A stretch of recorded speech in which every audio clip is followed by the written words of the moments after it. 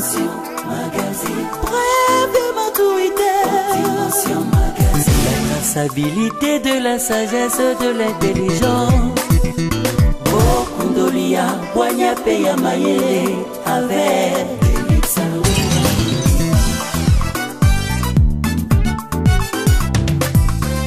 Dimension Magazine. Pour recevoir toujours de célébrités. Dimension Magazine.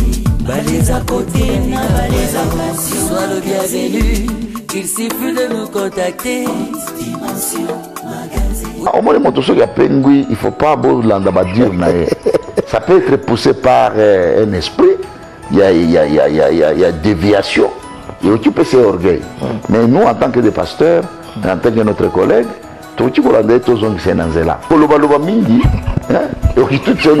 ça veut dire faire le focus, à tout le Bakou. Mais Branham n'est pas Jésus-Christ. Nous sommes des réconciliateurs. Comme Christ est venu réconcilier le monde, c'est-à-dire les païens avec Dieu, les pécheurs avec Dieu, nous aussi, nous sommes en train de faire notre rôle de réconcilier les gens. Faire le focus au salière. Continuité, il y a mission à Christ, c'est le Saint-Esprit. Na routine de la bino, na routine bino bana étiqueté, na routine de la bino musungi. Musungi wana nde akoya, akotangi sabino, akorévéler bino. Oui. Dans mon tour de battre Branham, comme Jésus-Christ a dit, on y est Saint-Esprit. C'est le Saint-Esprit qui fait la mission de Jésus-Christ. N'a pas apôtre, n'a pas docteur, n'a pas prophète, n'a pas évangéliste, n'a pas pasteur. C'est le Saint-Esprit. Frère Bifoko, il y a un esprit de la déviation qui l'a poussé à parler. Il y a Makamo Yaloba qui n'a lingala. To limbisaye, to sengaye, a senga pardon et pas en zambe. Et à retirer malobanaye, il faut te tourner page, te te à zongi la zambe. Vous apprenez que nous faisons ça et moi. Vous savez, il faut connaître. Alors oui, Branham, je suis sans terminer sa mission. Mais à cause de Branham, à cause de la Branham, frère, c'est pas tant que ce soit de mon mais soit de mon sur ce là. Ce qu'on va origine, on va mettre en souci. Donc c'est ça. On se voit ce qu'on va faire. Le Saint-Esprit. Il y a pour filtrer. Il y a pour discerner.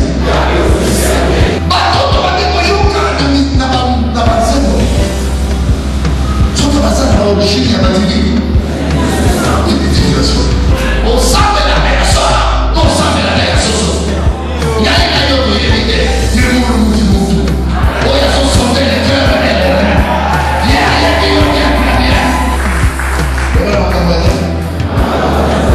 ce que sont considérés. Il est pas. Un jour. Ça va, nous sommes Branham a suivi sur Jésus. Branham a fait un accident. Branham a fait un accident.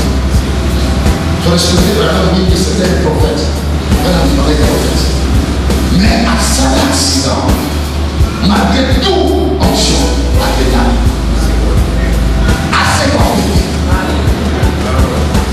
Si Branham, il y a des personnes à l'issue de Jésus. Jour à cet accident, allez à votre amour, attends ton accident, allez à la cimetière, 3 jours après, allez à cette croix, décoller comme du matin, Branham a suivi sur les choisis. Attends, on lit fou, on lit dans le gars, on met le gâté, on a les Jésus, n'a pas d'allié. Jésus a la collègue qui a classé.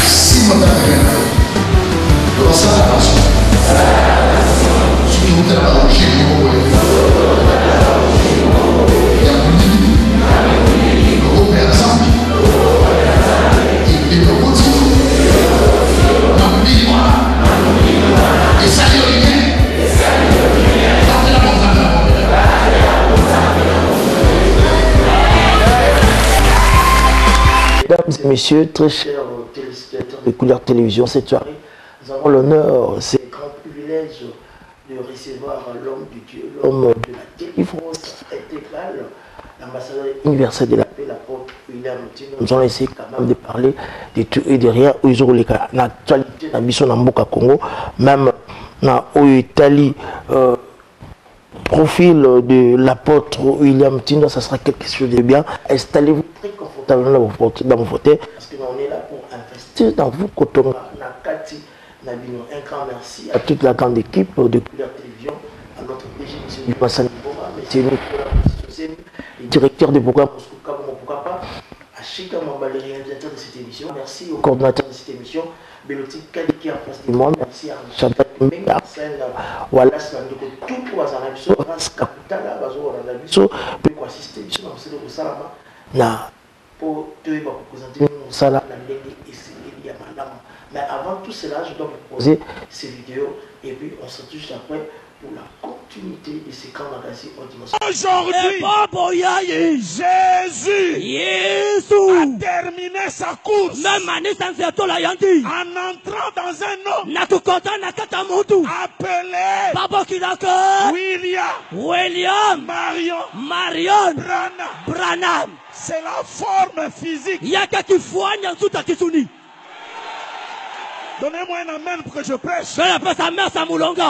Oya boye tali, oya boye tali, oya boye tali. Le frère Lifogo a dit, il est interdit dans cette église de chanter ces chansons. Quelqu'un ne peut pas se lever et dire que Jésus-Christ a fini son voyage et s'est incarné dans Branham. Il n'y a rien de stupide que j'ai écouté toute ma vie. Branham is a grand prophète. Branham is a great prophet. Mais il est Branham. But he's still Branham. Mais notre Dieu, our God, c'est Jésus-Christ. It's Jesus Christ. Oh, Dieu a fini sa course dans un corps. God finishes running in the body. Physique. Physical appelé William Marion Branham. William Branham. C'est faux. That's false. Archi faux. It's a false. Là-bas, tu peux comprendre entre il faut codiciel, le révérend Jean Bosco Kindomba, l'apôtre William Tino, Albert Kakeza, l'année Bomoli, on a étalé l'image jaune. On a marqué tout à l'heure, et puis tu relevé la marque. Oh, Bomoli, on a l'image jaune concernant l'évangile et l'évangélisation de l'église métagique. À qui j'ai dit bonsoir papa. Bonsoir. À CB ma casque encore de plus à ces grands magazines haute dimension, preuve de maturité en direct des Couleurs Télévision. Nous sommes suivis maintenant là actuellement dans le monde, ça nous fait très plaisir. Dans OCP là, on ça monter la bande de tout oiseau à l'instant même dans Kinshasa en Afrique et puis dans Beach One télévision dans Los Angeles, dans Bruxelles partout où ils allaient dans les réseaux sociaux, où ils allaient dans bouquet Aurora dans des au Monoboye au encore de plus au Bénin étant de merci beaucoup na Couleur Télévision na saluer Olivier Massadingo ma comme PDG de Paris, oui. En tout cas apprécier courage encore et à continuer na télé où ils ont l'accès ils ont présenté biso dans le monde na pesi na ba grâce Kakutala na ba réalisateur Nyonso Shiga Mwamba tout le monde votre fils Wallace na kobo sanate à Arcel Zamba Pambola Bango na ba onye sozo landa biso na ba plateau ici ka bazali na banda ko partout dans le monde Zamba Pambola Bango topesi bango mbote. Merci Thomas William Tindo et salut ce plaisir à tout aussi parce que ce que so yamba émission les à la baisse trop la benga rabiso ba komela rabiso et ba ki saka feedback ya ko sangalate parce que na vérité o ba na itando ike et ça ramalam mingi pour la biso ni ça la confiance à apôtre William Tindo au banga c'était na ba risque o yo lobaka au banga c'était na maloba o misara na monoko na yo c'est la vérité vous parlez seulement de la vérité. Non, moi je suis un pasteur, naza apôtre. Oui. Naza apôtre, naza la casquette d'abord et à liboso naza pasteur. Naza apôtre, naza responsable munene ya église, communauté munene. Zambatinda ngana loba vérité. Beaucoup ngana tangaka et ça permet ngana loba vérité. Il faut le bénéficier de la vérité. Parce que oui, nanga eza oui, non nanga eza non. Il faut le bas, on a défendre la Biblia. Basali Nzambe nyonso na Bible, na histoire. Bakufa pour la vérité. Bâtir la vérité. Parce que c'est la vérité, biso to lobeli yango te. Nana ko lobela yango na mokilo. Il faut biso to lobela yango. C'est comme un militaire. Ceux qui a bondi bitumba te nana ko bunda na place na ye. Si ça arrive à kufa na masasi, à kufa na masasi. Parce que c'est un engagement na ye na nation. Biso pe na maloba Nzambe. Il faut tout la vérité. Bakimbango ba la vérité. Ceux qui va boma bango pour la vérité. Mais le coup meilleur après. Ba honoraka mako honoré. Biso pe il faut tout la vérité. Pour la péché. Voilà autour de Merci Thomas William, apôtre William, ambassadeur universel de la paix. Félicitations et bravo pour la prédication.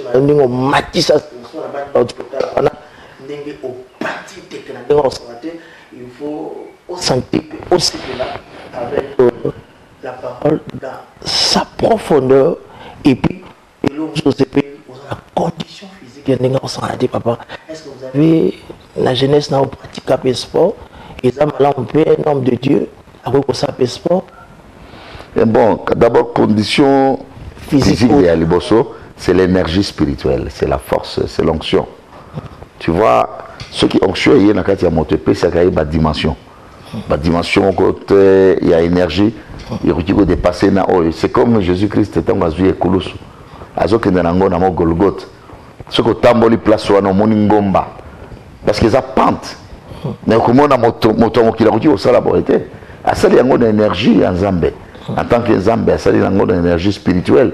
Ce que tu as place Jésus-Christ, à ça, là, jeûne à 40 jours, 40 nuits. Tout le monde n'a pas une distinction parce que vous étiez aussi en Israël. Oui, on a place où on a moto, qui l'a dit la place où on a 40 jours et 40 nuits. Parce que moi, il y a place où on a. Mali, il y a beaucoup de place où on a. Au Kokate. Mais Yesu à Salango, avec quelle nature? C'était la nature divine. Alors, biso pétant la nature divine, il y a un mosali en Zambé. Au moment avant dit que le makamozusu a comme souple dans monoko, avant dit que ganga, aux sentir que c'est pas lui. Il y a quelque chose qui est en train de lui pousser. À Salam Makambo et Zosala. Et ça bien bien mosali en Zambé au sport, vous pratiquez. Oui, bon, gana na bomwana na sala sport. Gana na zaki moto ya taekwondo. Na sala taekwondo depuis l'âge de 11 ans. Jusqu'à 17 ans. Non, il faut mettre Batchouki. Ça me fait très plaisir, l'apôtre William Tindo. Tout à l'heure, tu as une image. Il y a tout à faire les faux policiers. Il y a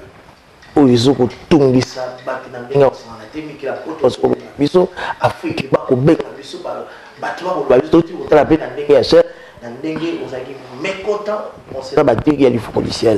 est-ce que c'est vrai parcours de la personne divine qui est Jésus-Christ? Mission Soukaki, na prophète William Marion Branham, Jésus-Christ, la personne divine, il était incarné à ces grands prophètes-là. Non, non. Ils ont démagogie. Nous sommes les enfants de la Bible. Nous ne sommes pas des pasteurs parce que tu as outil quelque part. Nous sommes des pasteurs parce qu'on vient de la Bible. Na tango tondimé l'ensemble, to botamate to zala pasteur, to botamate qui pasteur te, to longoli qui pasteur na Bible, parce que to yamba Jésus-Christ comme Seigneur et Sauveur, to landa parcours ya Bible, pour tout comme à niveau ya pasteur. Au moment na Congo to zala problème parce que chaque chanteur a un zala pasteur. Kozali kozwa inspiration ya koyemba, comme ba frère l'effort du ciel. Tu le belé mabé parce que abeti libaku na monoko. William Marion Branham. C'est la forme physique. Yaka kifuanya tout à kisuni. Donnez-moi un amen pour que je prêche. Je l'appelle sa mère Samoulonga. Oya boye talié. En ce moment-là, c'est ça, les gens congolais, on s'est écrasé trop. Tout comme à un niveau qu'on se préserver. Mon toabé t'a rappelé libaku. Ce qui m'a dit Libakou, beaucoup de choses sont au chapiteau. Bobo sana makambo soit sala pour na Libakou ou yabeti ya le monoko. Il y a moyen ya kolandaye à Toubela. Et vous à retirer Maloba. Sans reconnaître un outil. Bon, ce que je retire, on m'a dit que mona makambo to ki osala pour nae na koloba. Mais na makambo kolobaki frère les foko a tout il baku ye moko alobaki tokoki ko sala ba bepe tokoki ko gome créer na gome ya lobaki ça dit azwa gome a gome makambo ya sali ba ko tolérer ça mais na ningi bazoloba oya ko boya a boy il faut pas au moins moto so ya pengui il faut pas bolanda ba dire na ça peut être poussé par un esprit. Il y a déviation, il occupe ses orgueils. Mais nous, en tant que des pasteurs, en tant que notre collègue, surtout abrahamistes, nous on suis pentecôtiste, moi je suis pentecôtiste. Dans la Manzembonae, nous avons effacé nous soit sala, nous avons passé pour la libakou et touti. Nous avons dit la Bible, toqué la Bible. Bible lobby dans Jean chapitre 14. Jésus-Christ a lobby accueilli à côté de la Bible sur Saint-Esprit. C'est-à-dire, où il y a sala achèvement, où il y a sala à place, il y a Christ. Où il y a sala continuité, il y a Christ. Ce n'est pas une personne. Ils ont tout mon côté. C'est plusieurs personnes. Parce que tu as dit l'ancienne alliance et la nouvelle alliance. Vous avez Mingi Babranami, ça va se focaliser dans Malachi. Que les hommes ont l'esprit. Esprit à Élie. Ce n'est pas un individu. Parce que Élie avant Zala, esprit ou Nezalaki. Zamba tinda qui esprit d'incarnation à Élie. Aïko tinda ngo lisusu l'incarnation à Jean-Baptiste. Esprit ou lisusu ezali réservé. Ce qui Zamba tinda qui ango na Branham. Pour ya couper sa éclaircissement, ya ko révéler Bible. Torki ko loba yango. Mais un prophète, ce n'est pas Jésus. Le prophète Branham a sali continuité et ambition. Mais alors Malachi va appeler ça pour l'année. Élie, ce n'est pas Jésus. Jean-Baptiste, ce n'est pas Jésus. Même Élie, ce n'est pas Jésus. Alors il faut distinguer entre prophète et Christ Jésus. Alors, où est la continuité? Il y a ministère, il y a Christ. C'est le Saint-Esprit, c'est le jour du Pentecôte. Le jour de Pentecôte, bateau, sali, continuité, il y a mission, il y a Christ d'abord, c'est les apôtres. Bible lobby, notre fondement est basé sur les enseignements des prophètes et des apôtres. La Bible, notre fondement, notre fondation est sur les enseignements des apôtres sur Éphésiens chapitre 2 verset 20. Il y a des communes de choses. Les enseignements des apôtres et des prophètes. C'est lui Christ.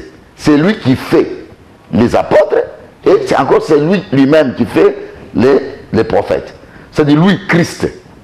Ça veut dire ce qui est frère Lifoko à Lingaloba, frère Branham a commis Jésus. Si on dit que le prophète Branham il est prophète, il a été envoyé par Christ. Tout à fait. Comme Jésus-Christ il avait envoyé encore les apôtres. C'est les deux enseignements, les apôtres et les enseignements, c'est là où il y a les fondements de l'église. Ça veut dire, frère Lifoko, tout est mandat, à tout est bakou. Vous êtes en train de reconnaître que le prophète William Marion Branham, c'est un grand prophète. Le prophète Branham, c'est un grand prophète.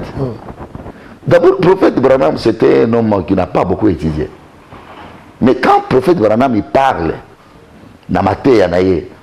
c'est comme un philosophe.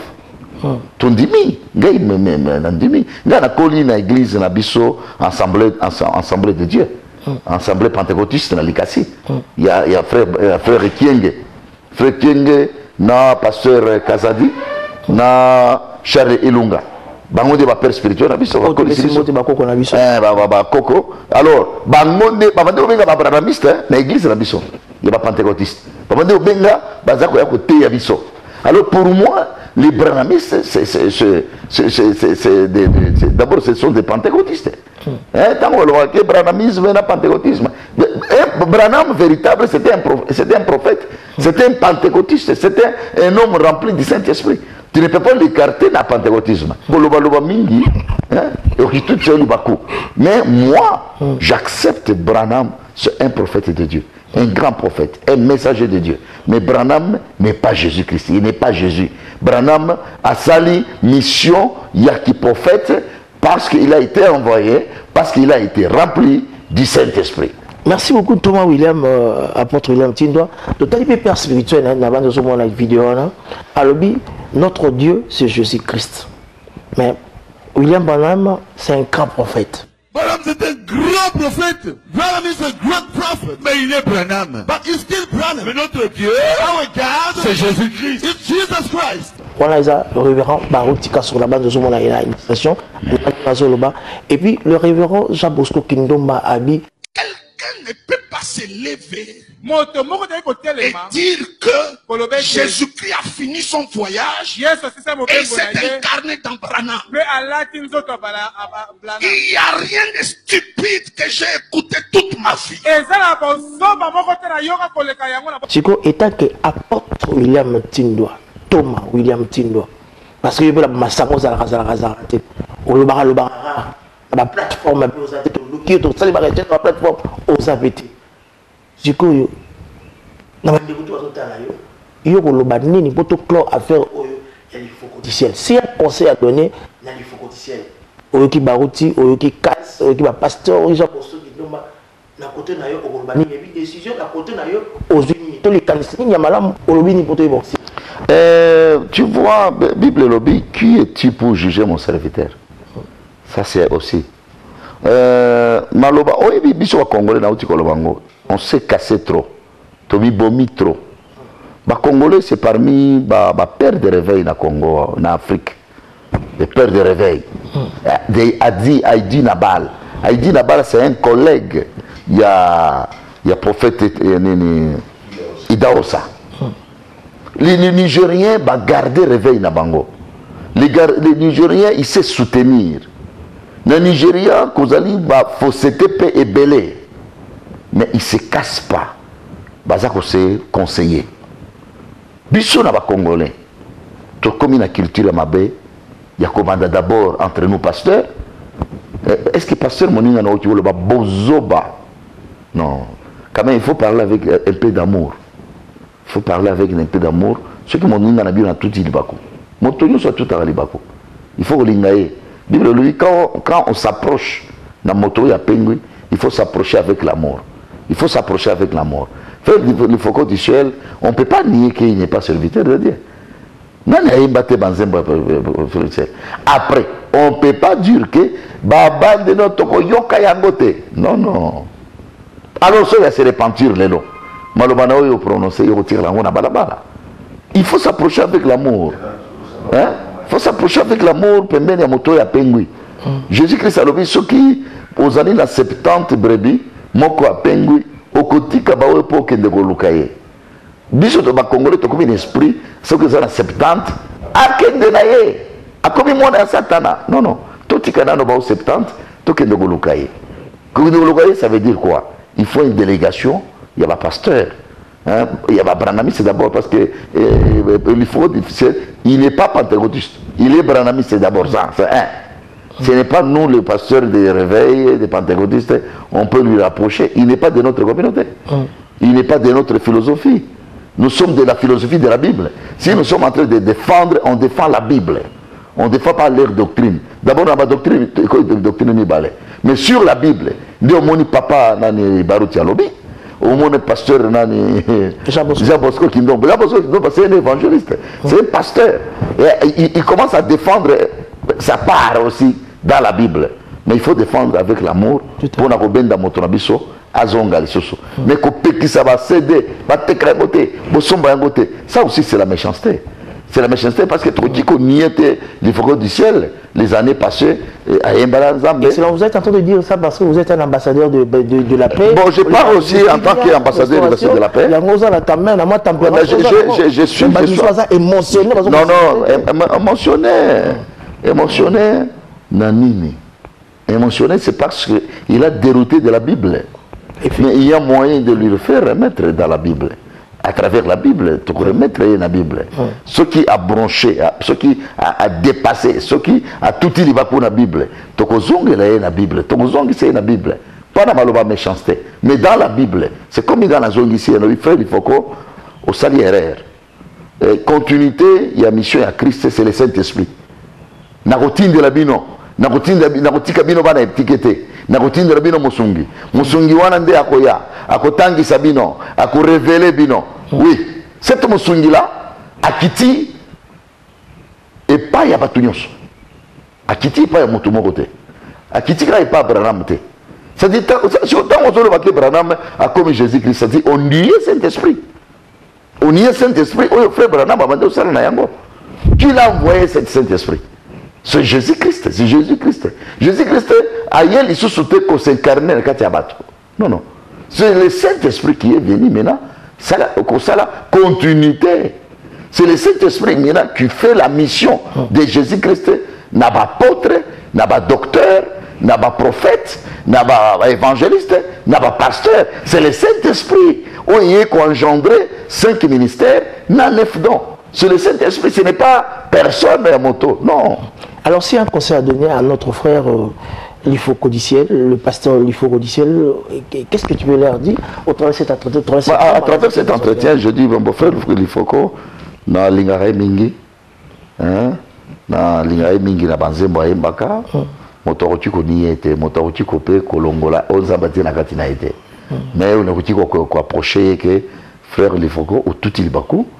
Au se repentir comme au moment où la Jimmy Sogar à cela qui péché à cela qui pardon c'est fini il peut au Sénat pardon au tout c'est bakou c'est fini au la continuité à ministère nayo il faut pas s'entêter au ceux qui ont commis orgueil il faut arrêter et que bébé c'est là yo makambo belé et bébé sa carrière nayo mais au se repentir c'est fini. Comme ça la continuité. Au benga basali nzambe au sala au ba bengi conférence de presse. Au retirer maloba au sengi basali nzambe ba prier pour nayo. Ne le réseau sala batu. L'eau les continuer, l'eau les continuer. Ne le réseau sala batu o akoboya aboyina et bien dit chose. O akoboya aboyina akolinga chose avec sec o wapi. O yemi lingala biso de tozo bebisango parce que toza bangala te. Bangala ezali ya bangala. Bangala biso balwake lingala ezali langue mabe ezana non. Lingala ezali langue officielle ezali langue kitoko. Kala mingi te mokili mobimbe ko banda ko lobaka lingala. Mais nous ils ont prophétie en direct de mais lingala ezali langue. Ezali langue partout. Ezali bato mosusu ne bazaki na ba complexe ko lobaka lingala wote. Ko lobaka lingala wote. Non, c'est comme les lois bazo linga bazo ina Swahili. Ezalaki Swahili ezaki langue armée. Armée AFDL, armée linga Swahili. Et comme le comme il a mauvais souvenirs. Si Batopé, Data, Mobutu, on va dire Lingala, Bamonika Niibi, on va utiliser Lingala. Mais il faut tirer Lingala part. Mobutu, quand il parlait Lingala, Lingala de Mungala, ezali na respect. Dans la bande de Mingina Moleka. Moleka, Zolama défunt, il parle Lingala. On se sentir Lingala kilo, il y a respect. Ce n'est pas Lingala, il y a balabala. Lingala balabala, il y a chege, non. Lingala, il y a bangala, et ça Lingala respect, ça langue à respect.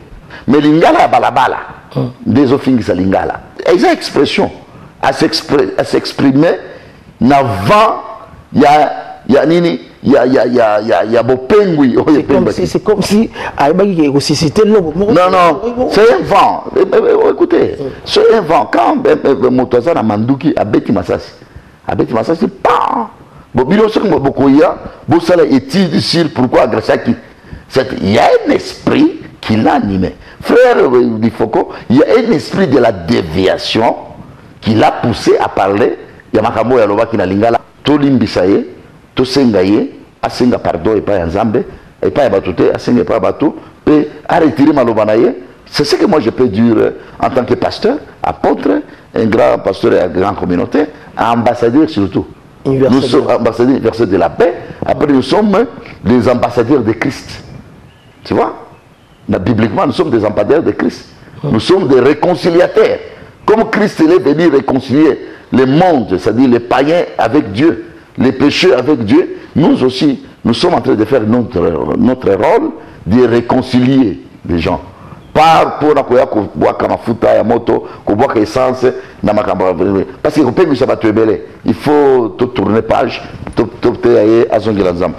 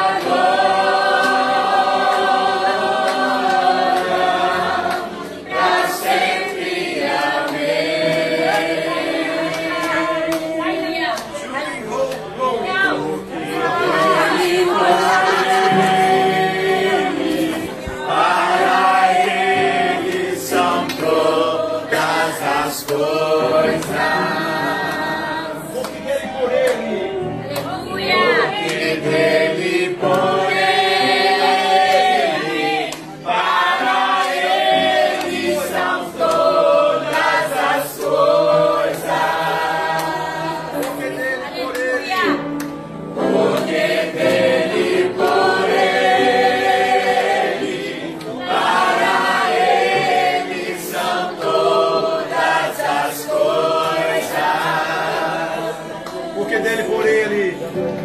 O que dele por ele, para ele são todas as coisas. A ele a glória,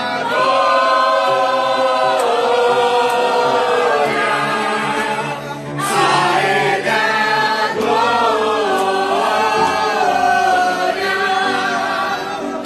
a ele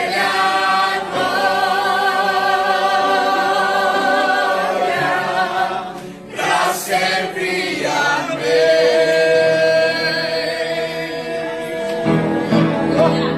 A ele a glória,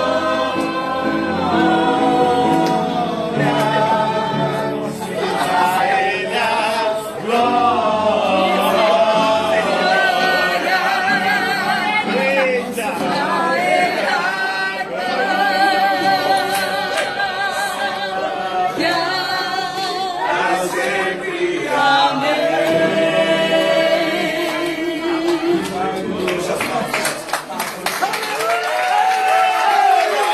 Praise the Lord.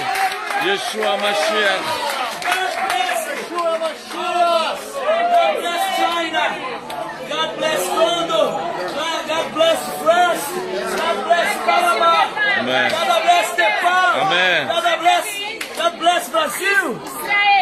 God bless Israel. Amen. God bless Jérusalem. Amen. Merci, apôtre William Tin, ambassadeur universel de la paix. Merci de votre assistance. Le patriarche Charles Ilunga qui nous assiste au travers de ce grand magazine haute dimension, preuve de maturité, j'espère bien. Vous avez écouté, vous avez qui, papa, Thomas William Tin, Oya Koloba,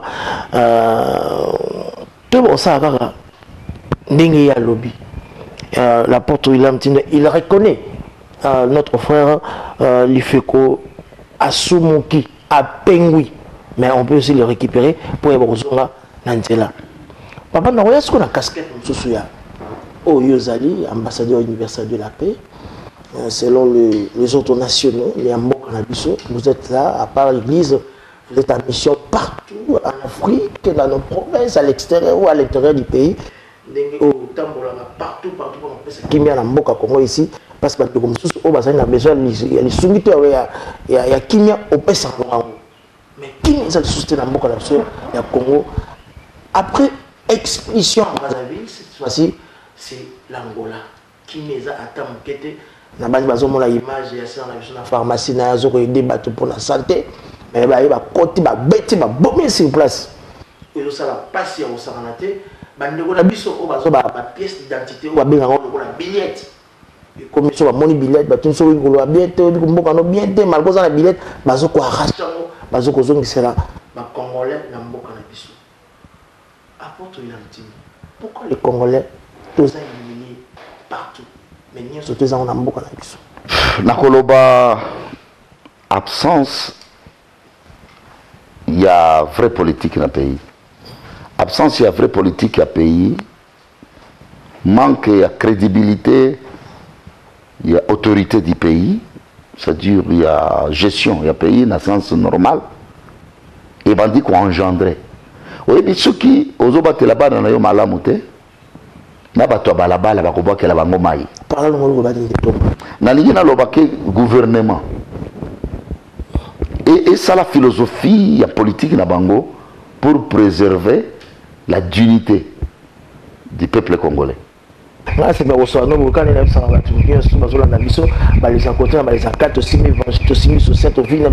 quotidiennement, ça nous fait très plaisir en fait notre mémoire. Et ça va sur madame papa, aux habitants de Kinshasa, en Israël, pasteur, certaines personnes disaient ah, mais l'apôtre, il y a une animation idolâtrique. Comme les idolâtres, auquel Israël, au Tamboli, au Pessimat, ensuite, au Congo, maintenant, on espérait que mon Israël, mais mon Israël, nous sommes séparés ici, nous sommes séparés dans la montée, nous sommes appuyés, nous sommes vacuum, nous sommes idolâtres dans le Congo. Est-ce que c'est vrai ça ou c'est autre chose? Bon, nous comprendre que Israël est comme idolâtrie. Comme le roi du mais la Bible est dans Israël et l'idolâtrie. On ne peut pas parler de Dieu, on ne peut pas parler de la Bible ceux qui te parlaient Israël. Comment? Saint Paul, ceux qui te le Saint-Pierre, Saint Paul, ceux qui te le Saint-Pierre. Quand on le Saint-Pierre, tu le appelles Saint-Jean. Quand on le Saint-Jean, tu le appelles Saint-Marc. C'est l'idéologie, c'est les fondements. La Bible est un livre où tu es dans l'Occident, et où tu es en Europe, et où tu es dans Moyen-Orient. Dans Moyen-Orient, l'histoire de la Bible est où tu es dans Palestine, dans Israël, dans Nazareth, dans Bethléem, dans Jérusalem, dans la province de Galilée. C'est là où l'histoire de la Bible est où tu es. Yo pasteur, tu n'as pas droit. Il y a comprendre que Boya, Dieu Israël. Ce que Boya Israël, Boya Bible. Boya la Bible. Parce que Jésus au pays, à Botama en Israël, dans Bethléem. Azamuta Nazareth. Vous voyez, Bible aux Aliwana, fondement na Yango, et outil na Israélien. C'est ça. Bible lobby, les salis viennent des Juifs. C'est-à-dire, on a la raison que. Et puis ça n'a pas si. Et puis ça n'a pas si un pasteur à le Babylone. Ce n'est pas d'autres, ça veut finir avec la médiocrité. La médiocrité. Et ça passe si un pasteur, ou la Bible, ou Israël, c'est quoi? Mais quand même, un pasteur, soit sérieux. Sois sérieux. Si tu le dis dans le dictionnaire, il faut te respecter. Si tu le dis dans la Bible, il faut te respecter la Bible. Et là, on est là, ils ont l'origine. Même les lambas, là, ils ont l'origine. Ils ont l'origine italien, il y a français, il y a espagnol. Quand même, la Bible, ils ont l'origine. Respecter les fils que ça. Mon côté, à Kosayo, au moins, aux Angimbongo. Ceux qui ont Angimbongo peuvent vendre qui quand même. Aux Angimbongo, pour qu'ils aient Jérusalem. Kende na Israël, mon toit kosayote. Na kende qui na Israël, na kende koye parce que je suis en train de prêcher. Je ne peux pas commencer à prêcher seulement na ba écriture. Il faut na toucher. Il faut na mona. Tant on a zolo ba na montagne na Maya Galilée, il faut na mona yango na moni yango. Na tangi la Bible mer morte na moni yango. Na tali si Jordanie na moni yango. Na moni montagne à Carmel na moni yango. Na palper pour que na tika la te côté à histoire. Mais n'a pas le histoire. Voilà, en tant que prédicateur, en tant que sociologue, en tant qu'apôtre, il faut n'a palper, n'a l'obate que la spiritualité, la spiritualité. N'a qu'il ne palper, on a mon la spiritualité, on a tant la Bible, n'a qu'il ne palper amour. C'est tout à fait normal. D'abord dans mon kili, la science. Ce qui va me mettre une machine, machine et outil de fabrication dans Japon. Comme au Japon, dans l'industrie, pour que tu palpes, non, à Salakiango. Biso pe industrie, biso c'est la Bible. Il faut la kende kotala, et outil wapi, et banda wapi, na kende kotala yango. C'est normal, c'est classique. Merci Thomas William. Donc, nous citons déjà vers la fin de notre émission. Après Égypte, Jérusalem, posant la même invitation ébélée, ici dans le Tanzanie, au Tour d'Afrique, au Kenya, Nairobi, partout dans le monde, on est là, on a des gens qui sont ratés. Bandegwa, on a Kenya, Bandegwa, on a Tanzanie, Bandegwa, on a Afrique, au travers cet entretien. On retient un parcours, nous en Afrique, parce que votre fils Freddy Kayim, le prophète Oyo, Tchakebi Maboko, le lobo Tomboli, a été considéré l'Afrique de l'Ouest à travers cet entretien. Tu es aussi manini. Bon, na zoki n'a pas invitation, moi on a biso Freddy Kayim. Kayim Azali c'est parmi les grands journalistes, vous bien. Bato balinga ba bengi sa ba américain ba ya ko beta wa catch. C'est parmi il que a travaillé mingi na ba chaîne ya ba papa mukuna il y a qui sur mon église mais il y a ko bongo la PC papa d'abord as un pasteur ba famille na ba pasteur parce que ba sali ensemble ba travailler na ba serviteur différent mais na tabernacle ay ko zoa ngolu moko ay ko zoa grâce moko boy aké na Tanzanie abando kende na Londres parce que na Londres pour kende États-Unis mais Zamba Lobela avec précision. Alobela a suivi ma foot à lelo, c'est un grand serviteur, honoré. Aza mwana moko oya sali makambo minene azoya awa nazoya mbaye awa azoya ko sala une semaine à côté la télévision couleur TV ko sala ba action na église na biso za honorer biso c'est parmi les garçons au bazo battre la crédibilité ya ba congolais na mboka Tanzanie to sala ba conférence na Kenya to ko kende na bino nyoso to kende kuna to kende ko te sango malamu voilà autre Dieu c'est la parole de Dieu, c'est la force de Dieu, c'est l'évangile. Allez partout dans le monde de prêcher la bonne nouvelle. Voilà. Alors tu répond. Merci. Comme je vous avais à la fin de notre émission, papa, actuellement, aux autres aussi, le rêve, aux autres expliquant la dimension, surtout, au but de vous un peu dans moi ignorance, pourquoi seulement les côtes aux alliés. Eh bon, mon toyo sur la mokilaza na rêve na yango. C'est pour cela même nazolo ba na politicien congolais. Rêve na bango sur Congo bazo mona nini un politicien congolais. Ozolinga okende ko postuler, ozolinga ozala député. Rêve no ezanini par exemple. Mon toyo sur la mokilaza na rêve. Koza rêve to lotaka. Ozolota mabe kolota ozolota mabe ezola kisa état ya esprit na yo. C'est qui agressé quelque part. Olota kabandoto ya ba mari de nuit bazo kimisa yo ezola kisa ke vie na yo, spiritualité na yo ezali oppressé quelque part. Kozali pe bandoto mosusu oloti boye nzamba lobaka tantôt alobaka ndoto na vision nzamba lobaka d'une manière d'une autre nzamba lobaka. Alors il faut oyeba ndoto ça très important. Joseph alonga pona ndoto Égypte ezalaki préservé à cause ya ndoto ya Pharaon et pouvoir ya Nebukadnezar et pendant na ndoto. C'est-à-dire ndoto c'est très important dans la vie. Hein? Mutoye parce que l'ataki ndoto au kanisa ki mingi de oloti. Non non. Ce que mon ndoto moko beteni lo lamuki yango est très important dans le domaine spirituel. Parce que na état ya moto zali na état physique na état spirituel. Ce que vous allez na bandoto lotaka ya mabe, il faut le pasteur na yo à prier pour na yo, à délivrer yo. Olote bandoto moko boye, il faut kutana na basage. Ba sali nzambe onza ba pesi interprétation bandoto comme ba Joseph, nzamba pesa bango esprit interprétation comme ba Daniel. Apesa bango interprétation, tu lui to expliquer mystère ya rêve. Hein? Rêve nocturne, rêve ya ambition, rêve il y a vision, rêve, il y a pensée. C'est tout ça qu'on doit expliquer les mystères des rêves.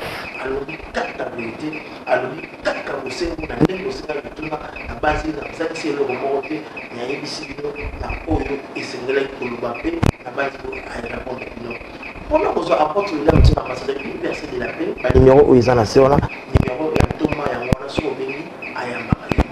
sur les réseaux sociaux, sur le apôtre William Tilo aux yeux. Sur la couleur télévision, on a Bichiwan, la télévision, toujours à Luxembourg, à Los Angeles, à Bouquet, Aurora, mais on toujours dans la mission à Deluxe, à l'OTV, parce qu'il y a un peu de l'eau, et ça me paie et combien la vacuum, la Métagec TV, où il y a des chaînes officielles, il y a Yémo, sur William Tilo, où vous avez l'information, sur Italie, Église, Tabernacle, Baculte. La pétition est Lola, il y a Israël, Jérusalem, la page officielle, il y a Facebook, la photo, là, merci à mon frère et confrère Didi Mayemba, l'encouragement, la niveau Kobenganga, la niveau et ça les plaisir. Là, je profite aussi pour saluer le révérend, l'apôtre Léopold Mutombo, Kalomo, Obetopesi Mbote. Justement, parce que les 23 ce sont des élections à bon, c'est un patriote aussi. Nazoloba, ba Congolais, boye ba nani boko voter, nani boko voter te. Ba influencer yote na parti politique na yo, ba influencer yote na mouvement moko sengolo, opona oyo eloko oyo utana rêve na yo.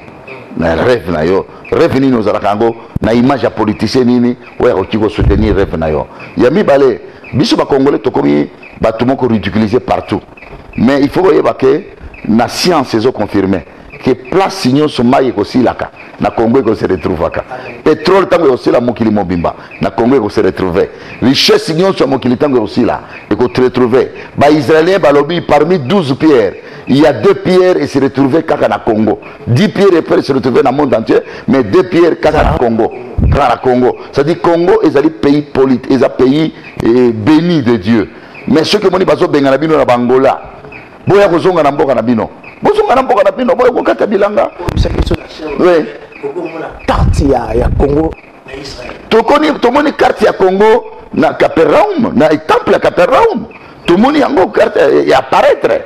C'est-à-dire botika ba benga na biso, botika ba beta biso. Mais un jour mokiliza ya bangote, mokili biso toza na se ya moi. Moto maîtriser mystère ya vie na mokili. Azate, ata otangi ndenge nini, ata la musaka ni. Nani ayeba ki ba américain ba kende ko defa mbongo pa ba chinois. Nani ayeba ki? Moto ayeba ki te. Chine ezalaki pa pays moko sous-développé, les deux comme développé. Na ko sambela biso ba pasteur, tous na na bomoko, tous se diviser te. Parce que biso nde totikali na trompette ya suka. Ya ko te mitema ya ba politiciens. Ya ko te ya bande ko na biso baza ko ndio koma, zamba réconforter bango. Voilà, zamba pambola bino, bana tabernacle bino moko kaka boyebi, apôtre Tindo William Bukole Boudia Diaboko. Les 6600 volts. Le champion.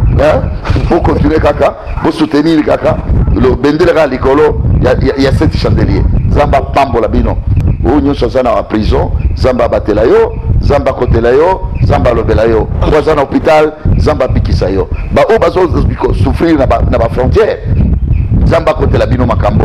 À côté un peu, Zamba la musaba politicien, ou baza ko mon activité ya pays, ba lobela bato oyo, ba kotisa politique à malamu pour l'activité, il y a République démocratique du Congo. Que Dieu vous bénisse. Mesdames et messieurs, c'était l'ange de l'église Mission Tabernacle Jésus-Christ, notre père spirituel. Papa ya bana Congo, papa ya bilenge, papa ya ba mama, papa ya bandeko tout na mboka la Congo. Mesdames et messieurs, sur la basenga na imakambo onini ezali awa. Retrouvez l'apôtre William Tindwa à ce numéro-là qui est au bas de votre poste téléviseur. Bino batuzo télévision, s'abonner massivement à la page officielle naie, la chaîne naie Métagec TV, la Deluxe Arlo TV, la Binti One de télévision, ça sera quelque chose de bien. Et mesdames et messieurs, comprenez, j'ai dit, j'ai parlé, j'ai fini, faire des citations. Encore une fois, papa, merci beaucoup. Merci beaucoup. Que Dieu, ciao. Ciao.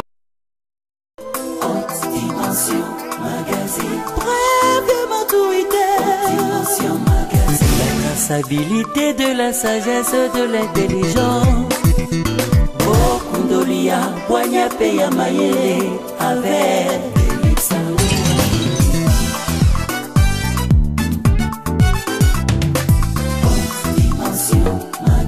pour recevoir toujours de célébrités.